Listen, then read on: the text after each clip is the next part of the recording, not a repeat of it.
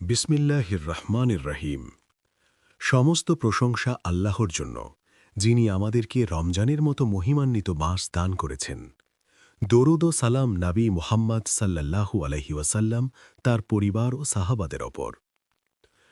প্রিয় ভাই ও বোনেরা, রমজান হল আল্লাহর পক্ষ থেকে এক মহা সুযোগ। এটি হল আত্মার প্রশিক্ষণ, গুনাহ থেকে মুক্তি, আল্লাহর দিকে ফিরে আসার সময়। আল্লাহ বলেন, হে মুমিনগণ, তোমাদের উপর রোজা ফরজ করা হয়েছে, যেমন ফরজ করা হয়েছিল তোমাদের পূর্ববর্তীদের ওপর, যাতে তোমরা তাকওয়া অর্জন করতে পারো। সূরা আল বাকারা 283 নম্বর আয়াত। রমজান শুধু ক্ষুধা তৃষ্ণা নয়, বরং তাকওয়া অর্জনের পথ।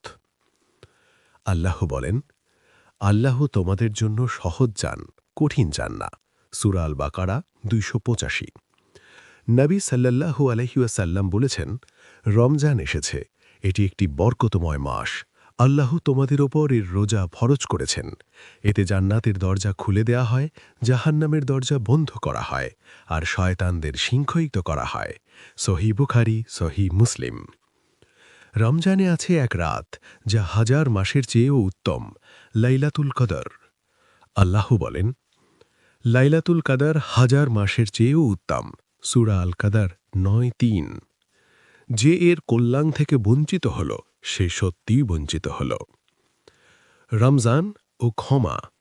নবী সাল্লাল্লাহু আলাইহি ওয়াসাল্লাম বলেছেন, যে ব্যক্তি ঈমান ও আশা নিয়ে রমজানের রোজা রাখে, তার পূর্বের গুনাহ মাফ করা হবে। সহিহ বুখারী, সহিহ মুসলিম। রমজান হল ক্ষমার মাস, কিন্তু যে রমজান পেল অথচ ক্ষমা পেল না, তার জন্য জিবরাইল আলাইহিস সালাম অভিশাপ টেলছিলেন, আর নবী সাল্লাল্লাহু আলাইহি ওয়াসাল্লাম আমিন বলেছেন। রোজার বিশেষ মর্যাদা। আল্লাহ হাদিসে কুদসিতে বলেন, আদম সন্তানদের সব আমল তার নিজের জন্য, কিন্তু রোজা আমার জন্য, আর আমি নিজেই এর প্রতিদান দেব। সহিহ বুখারী, সহিহ মুসলিম। রোজা হল ঢাল। রোজাদারের মুখের গন্ধ আল্লাহর কাছে মিস্কের চেয়ে উত্তম।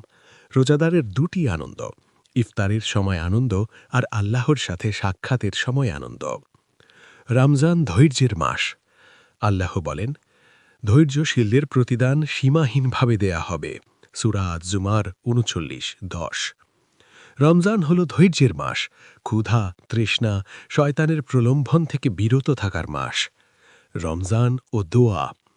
আল্লাহ বলেন, আমার বান্দারা যখন আমার সম্পর্কে জিজ্ঞাসা করে, আমি তো কাছেই আছি, আমি দোয়া কবুল করি। সূরা আল বাকারা 286। রমজান হল দোয়ার মাস, তাই আমরা সবাই দোয়া করি, হে আল্লাহ, তুমি ক্ষমাশীল, ক্ষমা করতে ভালোবাসো, তাই আমাকে ক্ষমা করো। দোয়ায়ে লাইলাতুল কদর, সহিহ তিরমিজি। প্রিয় ভাই ও বোনেরা, রমজান হল জান্নাতের পথে যাত্রা। এটি হল আত্মাকে পরিশুদ্ধ করার সময়। যে রমজানকে সঠিকভাবে কাজে লাগায়, তার জন্য জান্নাতের দরজা খুলে যায়। আসুন, আমরা সবাই রমজানকে স্বাগত জানাই, তাকওয়া, ধৈর্য, দোয়া ও ইবাদতের মাধ্যমে। আল্লাহ আমাদের সবাইকে রমজানের বরকত দান করুন। আমিন।